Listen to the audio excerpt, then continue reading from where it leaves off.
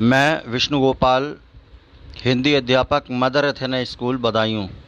प्यारे बच्चों, आज हम आपकी कक्षा 8 की हिंदी व्याकरण की पुस्तक का पाठ 9 से आपका पाठ का नाम है संज्ञा, नाउन, इसको पढ़ा रहे हैं।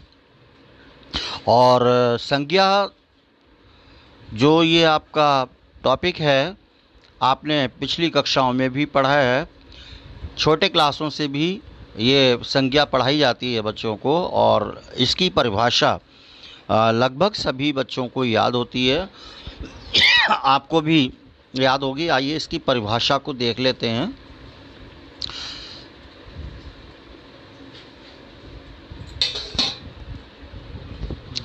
किसी व्यक्ति, स्थान, प्राणी, वस्तु और भाव आदि के नाम को संज्ञा कहते हैं। तो बच्चों को बहुत अच्छी तरह याद होती है, सब एकदम सुना देते हैं। किसी व्यक्ति, वस्तु, स्थान या प्राणी अथवा भाव के नाम को संज्ञा कहते हैं। इसमें आप बहुत अच्छी तरह से इसको समझते भी होंगे संज्ञा में। तो अब संज्ञा के आप देखें भेद कितने होते हैं संज्ञा के, इसको समझ लीजिएगा। अग्रिम पृष्ठ पर देखेंगे।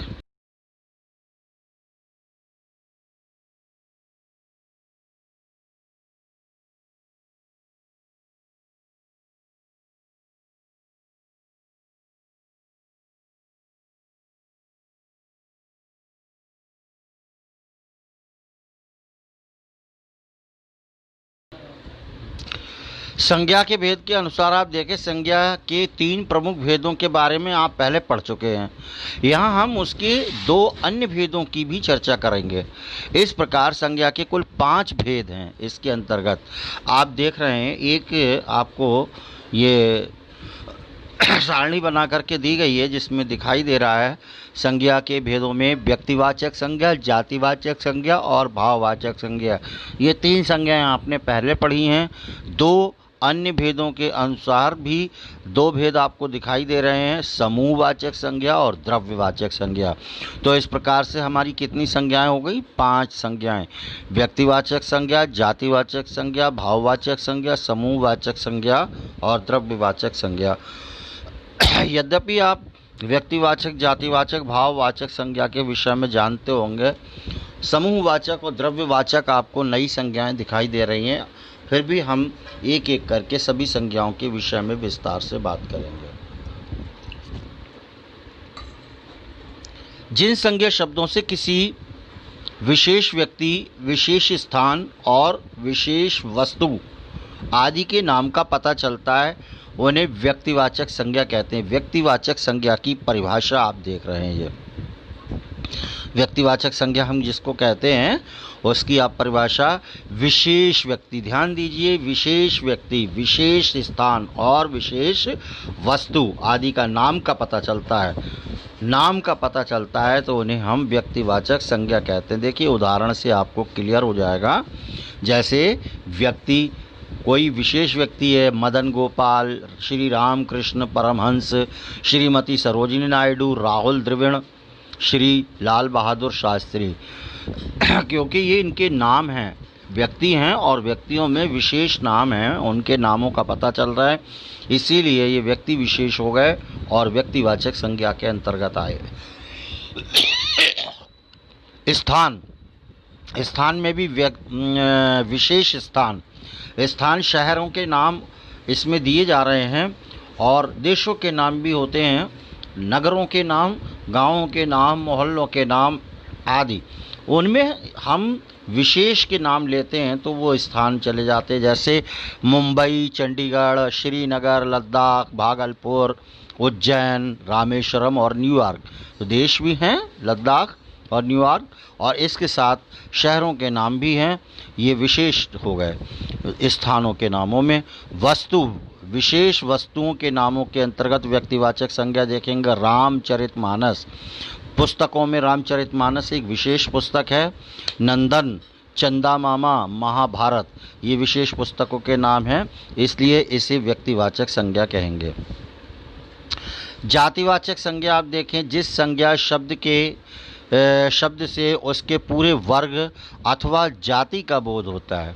है ना, जिस संज्ञा शब्द से उसके पूरे वर्ग का या उसकी जाति के बोध होता है, मतलब जाति का पता चलता है कि वो किस जाति का है, उसे हम जातिवाचक संज्ञा कहते हैं।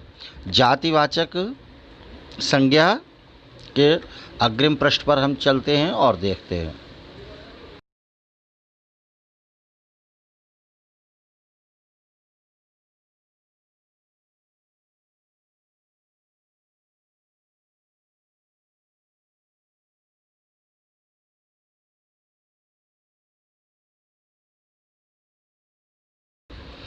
जैसे प्राणी, दुल्हन, पुरुष, लड़का, कौवा, मुर्गा, मच्छर, हिरण आदि, ये प्राणियों में हैं।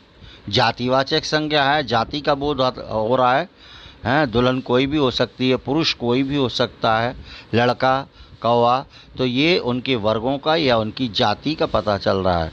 स्थान में, स्थान कोई भी हो सकता है, देश हो, शहर हो, मोहल्ला हो, गली हो, दुकान हो, बाजार, पहाड़, नदी आदि कुछ भी, है ना। और वस्तु में खिलौना, कार, साइकिल, कपड़ा, पिज्ज़ा आदि बहुत सारी चीज़ें हैं वस्तुओं में, वो सब जाति का बोध कराती हैं, किसी भी जाति का बोध कराती हैं। पशु हैं, पक्षी हैं, कीड़े मकोड़े हैं, है ना, विभिन्न प्रकार के, तो ये सब हमें जाति का बोध कराने वाले हैं, इसलिए इन्हें जातिवाचक कहते हैं। भाववाचक संज्ञा तीसरी संज्ञा है। भाववाचक संज्ञा, इसकी परिभाषा को देखिए और समझिएगा। जिन संज्ञा शब्दों से किसी प्राणी या वस्तु की स्थिति, किसका, स्थिति, भाव और दशा आदि का पता चलता है, उन्हें भाववाचक संज्ञा कहते हैं। उनकी स्थिति कैसी है और उसकी, है ना, भाव क्या है, उसकी दशा कैसी है, उसका पता चलता है, तो उन्हें हम क्या कहते हैं, भाववाचक संज्ञा। जैसे थकान, मुस्कुराहट, लड़ाई, बहाव, खिंचाव, गर्मी, बुढ़ापा, प्यार, हंसी, इन चीज़ों की स्थिति अथवा भाव का पता चलता है, तो उसे हम भाववाचक संज्ञा कहते हैं। ये तीन प्रकार की संज्ञाएं जो आप पहले से जानते हैं, उनके विषय में चर्चा की। अब जो दो अन्य संज्ञाएं हमने इसमें जोड़ी हैं, द्रव्यवाचक और समूहवाचक, उनको भी देखते हैं। देखिएगा, द्रव्यवाचक संज्ञा चौथे प्रकार की संज्ञा है। जो संज्ञा शब्द किसी धातु, द्रव्य या पदार्थ का बोध कराते हैं, उन्हें हम द्रव्यवाचक संज्ञा कहते हैं। धातु का, द्रव्य का या पदार्थ का, धातुएँ आप जानते हैं, है ना। आगे आप देखेंगे धातुएं कौन कौन सी होती हैं, द्रव्य क्या है, पदार्थ क्या हैं, इसमें आप चित्र के माध्यम से भी देख रहे हैं। आगे देखिएगा, जैसे 2 किलो आटा दे दीजिए, है ना, 2 किलो आटा दीजिए, क्या है, ये एक पदार्थ है। ये अंगूठी सोने की है, सोना धातु है। आगे देखिए, अगले चित्र में आपको दिखाया जा रहा है, भैंस का दूध कितने रुपए लीटर है। ये क्या है, ये पदार्थ, तो वो ये है द्रव्य। द्रव्य जिसको हम कह सकते हैं, तरल पदार्थ जिसको बोलते हैं, वो कहलाता है। इसलिए धातु, द्रव्य या पदार्थ, तो आटा जो है वो एक पदार्थ हो गया, सोना एक धातु है और दूध एक द्रव्य है। तो इस प्रकार का बोध जहाँ जिन चीज़ों से हमें होता है, वहाँ द्रव्यवाचक संज्ञा होती है। आगे दूसरी साइड में हम देखें,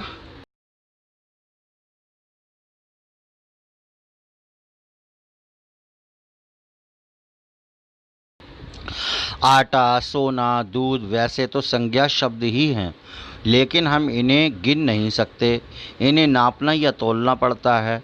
धातु, द्रव्य या पदार्थ को सूचित करने के कारण इन्हें द्रव्यवाचक संज्ञा कहते हैं। अन्य उदाहरण, चीनी, लोहा, पानी, मिट्टी, तेल, चाय, अनाज, चांदी आदि, ये भी सब द्रव्यवाचक के ही उदाहरण हैं। चीनी पदार्थ है, लोहा धातु है, पानी द्रव्य है ना, मिट्टी पदार्थ है और तेल द्रव्य है, चाय पदार्थ है, अनाज पदार्थ है, चांदी धातु है। तो इस प्रकार की चीज़ें ये सब द्रव्यवाचक के अंतर्गत आती हैं। और अंतिम और पांचवी संज्ञा है समूहवाचक संज्ञा। पांचवी समूहवाचक संज्ञा, जो संज्ञा शब्द एक ही जाति के व्यक्ति या वस्तुओं के समूह का बोध कराते हैं। अर्थात एक प्रकार के व्यक्ति या जाति या समूहों का या वस्तुओं का समूह का बोध कराते हैं, उन्हें हम क्या कहते हैं? समूहवाचक। समूह का मतलब ग्रुप या झुंड या समूह कह सकते हैं, है ना। तो वहाँ पर हम क्या कहते हैं? समूहवाचक संज्ञा। जैसे चित्रों के माध्यम से आपको इसमें भी दिखाई दे जाएगा। समूह में देखिए, ये चाबी का गुच्छा, ऊपर चाबियों का गुच्छा दिखाई दे रहा है, कई चाबियां इसमें लगी हैं, तो ये एक इनका समूह है। गुच्छा जो है, गुच्छा हमने कहा, इसका मतलब ये कई चाबियां, इसमें अनेक चाबियां हैं, तो ये चाबियों का समूह है। भारतीय सेना, सेना के निरे जवान हैं, बहुत सारे आपको देख रहे हैं, दिखाई दे रहे हैं, तो ये क्या है? समूह के अंतर्गत है। और फिर लिखा कूड़े का ढेर, बहुत सारा कूड़ा जहाँ एकत्रित हो गया है, तो ये समूह के अंतर्गत है, इसे हम कहते हैं। आगे देखिए, गुच्छा, सेना तथा ढेर शब्द किसी न किसी समूह को सूचित कर रहे हैं। ये सभी शब्द संज्ञा हैं, समूह को सूचित करने के कारण इन्हें समूहवाचक संज्ञा कहते हैं। अन्य उदाहरण इसमें जैसे भीड़ है, सभा है, झुंड, गिरोह, गट्ठर, दल, मछली, बहुत सारी मंडली और गड्डी, टोली आदि, ये सब समूहवाचक संज्ञा के उदाहरण हैं। आइए अब हम देखते हैं इसकी अभ्यास है 9.1। इस अभ्यास के जो प्रश्न हैं, पाठ के बिल्कुल अंत में हम आपको इसके प्रश्न करवाएंगे, परंतु यहाँ पर हम आपको थोड़ा सा समझाते हुए चलते हैं। निम्नलिखित संज्ञा शब्दों के भेदों के नाम लिखिए। जैसे मुस्कुराहट, इनके संज्ञा शब्दों के, मुस्कुराहट क्या है? भाववाचक संज्ञा। किसान क्या है? जातिवाचक संज्ञा। भिखारी जातिवाचक। शेर जो है जातिवाचक संज्ञा है। सोना द्रव्यवाचक संज्ञा। ललितपुर व्यक्तिवाचक संज्ञा। महाभारत भी व्यक्तिवाचक संज्ञा में आता है। धोलाई भाववाचक संज्ञा। जबलपुर व्यक्तिवाचक संज्ञा। पानी द्रव्यवाचक संज्ञा। भीड़ समूहवाचक संज्ञा। शत्रुता भाववाचक संज्ञा है। बचपन भी भाववाचक संज्ञा है। मनमोहन व्यक्तिवाचक संज्ञा। मनमोहन सिंह पूरा शब्द है, तो ये व्यक्तिवाचक संज्ञा। विद्यार्थी जातिवाचक संज्ञा। और दुकान भी जातिवाचक संज्ञा के अंतर्गत आती है। दिल्ली व्यक्तिवाचक संज्ञा। कॉमनवेल्थ गेम्स, ये भी व्यक्तिवाचक संज्ञा एक विशेष नाम है इसलिए। और पूजा भाववाचक संज्ञा या व्यक्तिवाचक संज्ञा में आता। जब पूजा हमारा आंतरिक भाव है, यदि हम किसी विशेष लड़की का नाम लें, स्त्री का नाम लेंगे, तो पूजा, तब ये व्यक्तिवाचक हो जाएगी। अन्यथा पूजा भाववाचक संज्ञा भी है और व्यक्तिवाचक संज्ञा, आप इसको दोनों रूपों में प्रयोग कर सकते हैं। सेना ये समूहवाचक संज्ञा है। अगला प्रश्न देखें दूसरी साइड में इसका।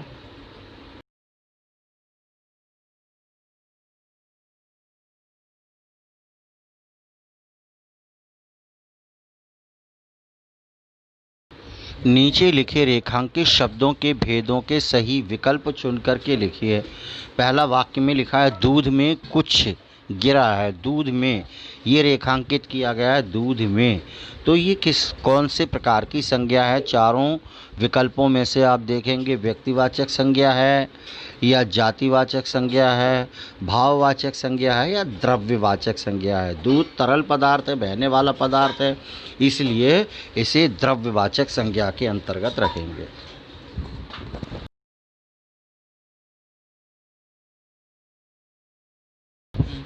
बच्चों दूसरा वाला हमारा है चाबियों का गुच्छा कहाँ गया। आप देख रहे हैं गुच्छा, इसको रेखांकित किया गया है, तो गुच्छा भी आपने पीछे पढ़ा था समूहवाचक। एक गुच्छा जो है उसमें कई चाबियां हैं, इसलिए वो समूहवाचक संज्ञा होगी।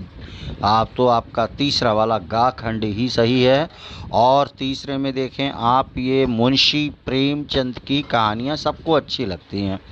इसमें व्यक्ति विशेष का नाम दिया गया है। जैसे आपने पढ़ा, व्यक्ति विशेष, किसी विशेष व्यक्ति का नाम लिया जाता है, नाम की ओर संकेत करता है, तब वहाँ पर व्यक्तिवाचक संज्ञा होती है। इसलिए मुंशी प्रेमचंद की कहानियाँ सबको अच्छी लगती हैं, तो इसका का खंड सही है, व्यक्तिवाचक संज्ञा। जातिवाचक, भाववाचक, समूहवाचक ये गलत हैं तीनों विकल्प। और आप चौथा वाला देख रहे हैं, हरी सब्जियां और फल स्वास्थ्य के लिए अच्छे होते हैं। सब्जियां, ये सब्जियां है ना, तो आप इसमें देख रहे हैं क्योंकि ये जातिवाचक संज्ञा में आती हैं सब्जियां, है ना, किस में आती हैं, जातिवाचक संज्ञा के अंतर्गत आती हैं। सब्जियां की जाति का बोध करा रहा है। अगला वाला आप देखेंगे, आज बहुत भीड़ है और आज बहुत ठंड है ना, सॉरी, आज बहुत ठंड है। इसमें आप देख रहे हैं ठंड जो है वो एक भाव का बोध करा रही है। ठंड लगती है तो हम महसूस करते हैं, फील करते हैं, केवल उसको वो देखा ही नहीं दी जा सकती, छुई या पकड़ी नहीं जा सकती, इसलिए वो भाववाचक संज्ञा के अंतर्गत आती है। तो हमारा गा खंड ही सही है। और दूसरी साइड में हम देखें, इस बार गर्मी की छुट्टियों में मैं शिमला गया था। इस बार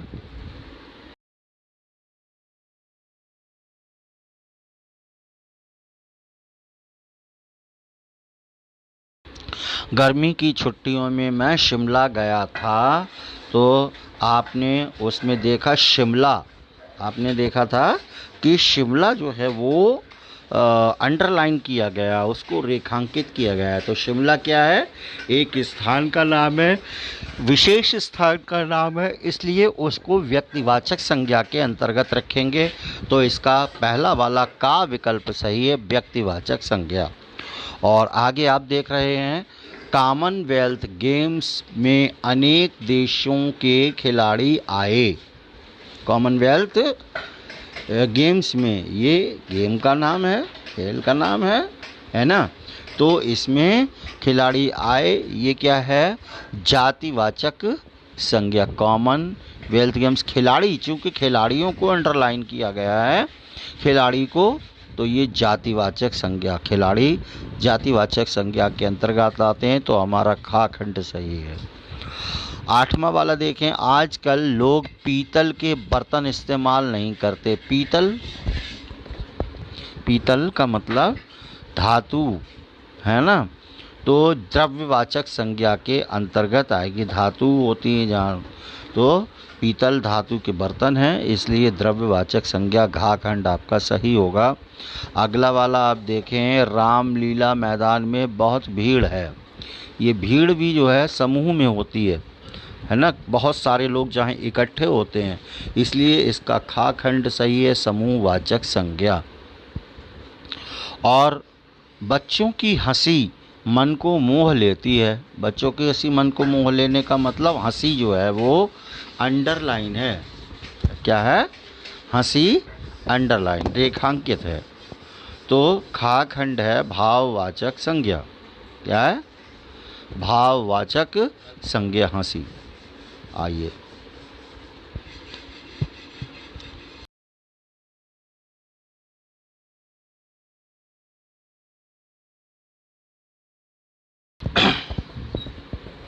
भाववाचक संज्ञा बनाना।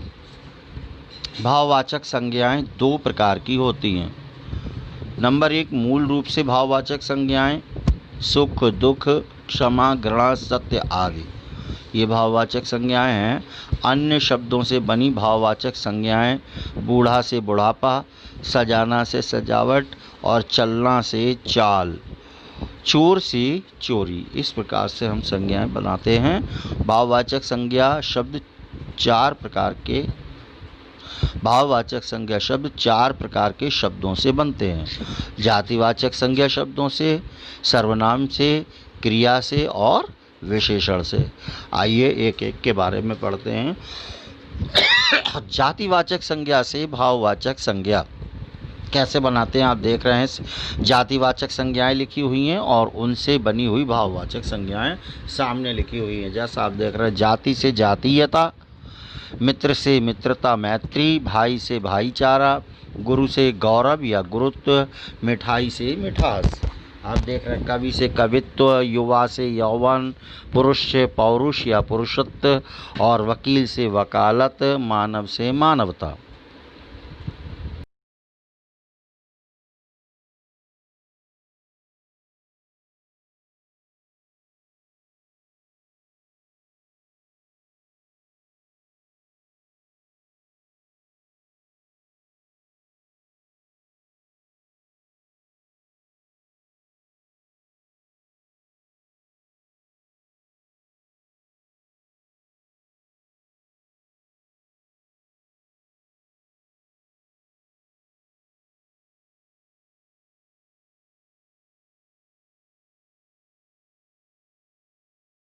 बच्चों यहाँ पर ध्यान दें, आपने अभी पढ़ा भाववाचक संज्ञा शब्द 4 प्रकार के शब्दों से बनते हैं। उसमें आपने पहला जातिवाचक संज्ञा पढ़ा, अभी आपने पढ़ा जातिवाचक संज्ञा।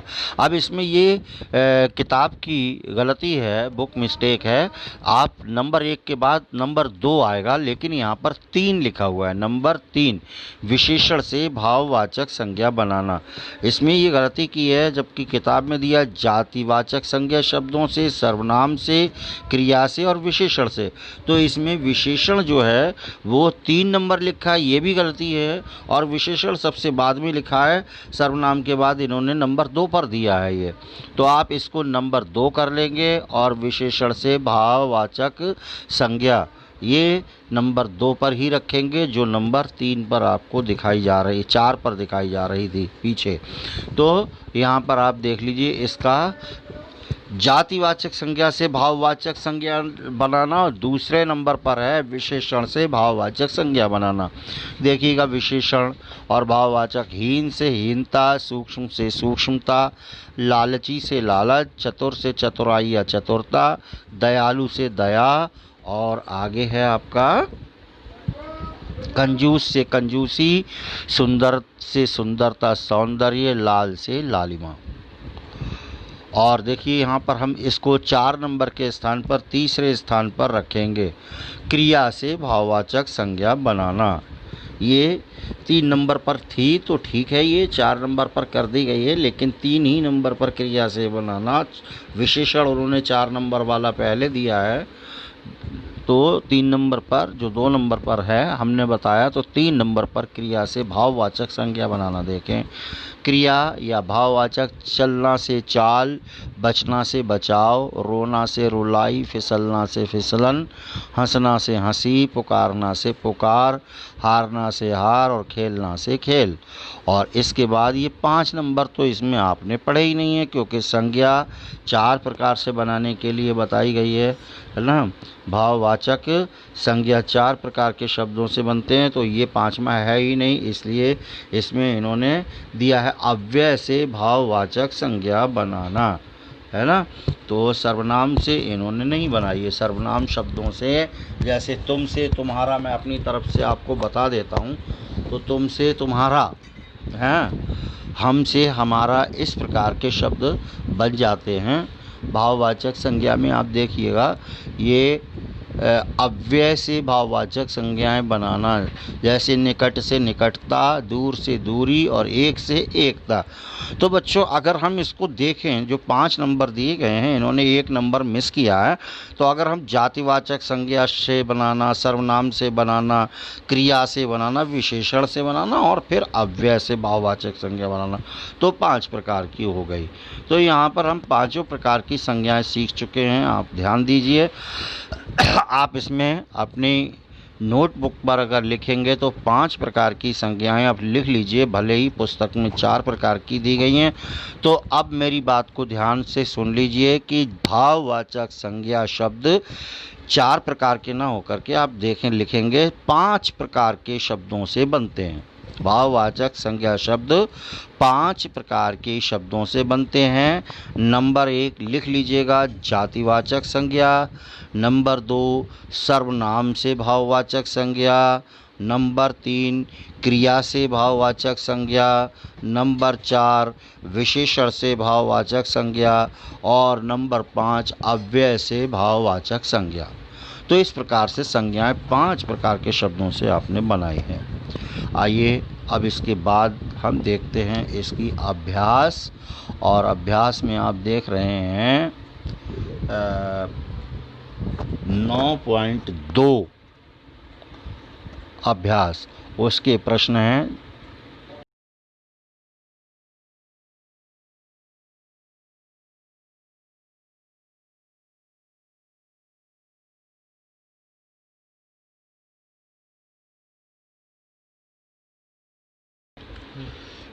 निम्नलिखित क्रिया, प्रश्न संख्या 1 देखें। निम्नलिखित क्रियाओं से भाववाचक संज्ञाएं बनाना। ये क्रियाओं से जो आप पीछे पढ़ कर के आए हैं, मुस्कुराना से मुस्कुराहट, पुकारना से पुकार, रोना से रुलाई या रुदन, चाहना से चाहत, भटकना से भटकाव और चलना से चाल, दौड़ना से दौड़, धड़कना से धड़कन। निम्नलिखित शब्दों से भाववाचक संज्ञा बनाइए। निम्नलिखित शब्दों से भाववाचक संज्ञा बनाइए। देखिएगा, मीठा से मिठास, कठोर से कठोरता, वाचाल से वाचालपन, जवान से जवानी, दूर से दूरी, एक से एकता या एकत्व, भाई से भाईचारा, गुरु से गुरुता या गुरुत्व और निर्धन से निर्धनता, व्यक्ति से व्यक्तित्व। इस प्रकार से भाववाचक संज्ञाएं आपने बनाई। निम्नलिखित शब्दों में से तीसरा प्रश्न देखें। उचित भाववाचक संज्ञा शब्द चुनकर लिखिए। इसमें आप देख रहे हैं जो उचित है, 4 विकल्प दिए हैं, उसमें से आप देखें भाववाचक संज्ञा छांटनी है तो पहले वाले में आपकी भाववाचक संज्ञा चाल, खंड खा सही है, और दूसरे वाले में लालिमा होती है, ये भाववाचक संज्ञा ठीक है। तीसरे नंबर की गा, और तीसरे वाले में पहला वाला का खंड आपका सही है, खेल, ये एक भाववाचक संज्ञा है। चौथे में हीनता, ये भाववाचक संज्ञा खा खंड सही है, और 5वें में आपका है पात्रता, तो ये भी आपका घा खंड सही है, भाववाचक संज्ञा है। छठे वाले में कालिमा, गा खंड भाववाचक संज्ञा है, और 7वें का भीख, का खंड भाववाचक संज्ञा है।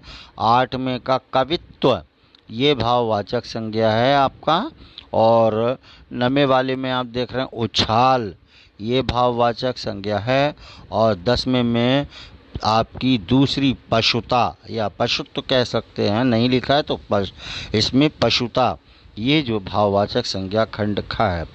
तो प्यारे बच्चों, इस प्रकार से आपका ये पाठ जो है समाप्त हो चुका है। अच्छा, कुछ नई पुस्तकें भी बच्चों पर हैं, और नई पुस्तकों में कुछ प्रश्न दिए गए हैं।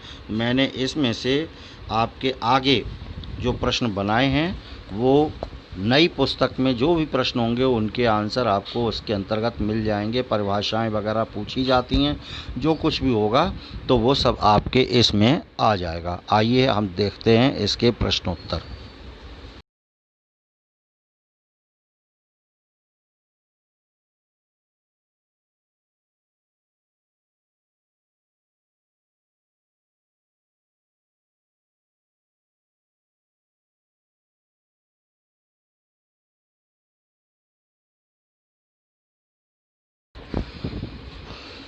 तो बच्चों, आप देख रहे हैं कक्षा 8 हिंदी व्याकरण का पाठ 9 संज्ञा के प्रश्नोत्तर आपकी स्क्रीन पर हैं, और अभ्यास 9.1 देखिएगा। प्रश्न नंबर 1 है, संज्ञा की परिभाषा किसे कहते हैं। नई किताबों में आपकी संज्ञा की परिभाषा पूछी गई है। जो भी प्रश्न उसमें पूछे गए हैं उसके अनुसार मैंने इसमें प्रश्न लिखे हैं। संज्ञा की परिभाषा, तो आपके जो उसमें प्रश्न हैं वो भी आपके पूरे हो जाते हैं। संज्ञा की परिभाषा किसी व्यक्ति, स्थान, प्राणी, वस्तु और भाव आदि के नाम को संज्ञा कहते हैं। ये परिभाषा आपने लिख दी। प्रश्न नंबर 2 में संज्ञा कितने प्रकार की होती है, सभी भेदों के नाम लिखिए। आपने 5 प्रकार की संज्ञा पढ़ी, 3 के साथ 2 अन्य परिभाषाएं भी, वो भेद भी आपने पढ़े। उन 2 और वो 3 मिला करके 5 भेदों के नाम आपने इसमें लिखे गए हैं उत्तर के रूप में। देखिएगा, यद्यपि संज्ञा 3 प्रकार की होती है, किंतु यहाँ हम 2 अन्य भेदों की चर्चा करते हुए संज्ञा के 5 भेद वर्णित कर रहे हैं। संज्ञा व्यक्तिवाचक संज्ञा नंबर 1, नंबर 2 जातिवाचक संज्ञा, नंबर 3 भाववाचक संज्ञा, नंबर 4 समूहवाचक संज्ञा और अंतिम और 5वां नंबर है द्रव्यवाचक संज्ञा। इनके विषय में आप पीछे पढ़ चुके हैं विस्तार से। आइए प्रश्न संख्या 3 को देखते हैं। निम्नलिखित संज्ञा शब्दों के भेद लिखिए। संज्ञा जो शब्द जो प्रश्न में दिए गए हैं वो लाइन से क्रमशः हमने लिखे हैं 1 2 3 4 में संख्या में, और इधर से ये भेदों के नाम छांट करके लिख दिए। मुस्कुराहट का भाववाचक संज्ञा, किसान जातिवाचक संज्ञा, भिखारी भाववाचक संज्ञा और भिखारी भीख, यहाँ पर हम बदलेंगे, भिखारी जातिवाचक संज्ञा में आता है, ध्यान दीजिए। यहाँ पर नंबर 3 में जातिवाचक संज्ञा।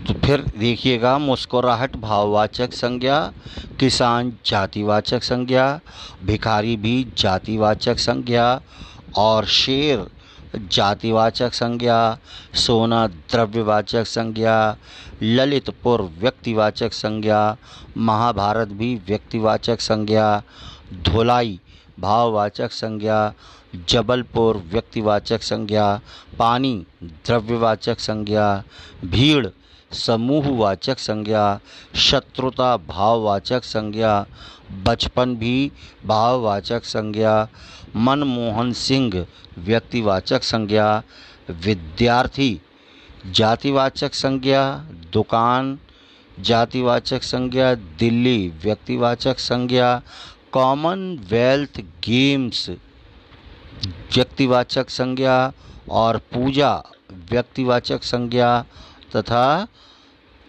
सेना ये समूहवाचक संज्ञा। इस तरह से आपका ये उत्तर पूरा हुआ।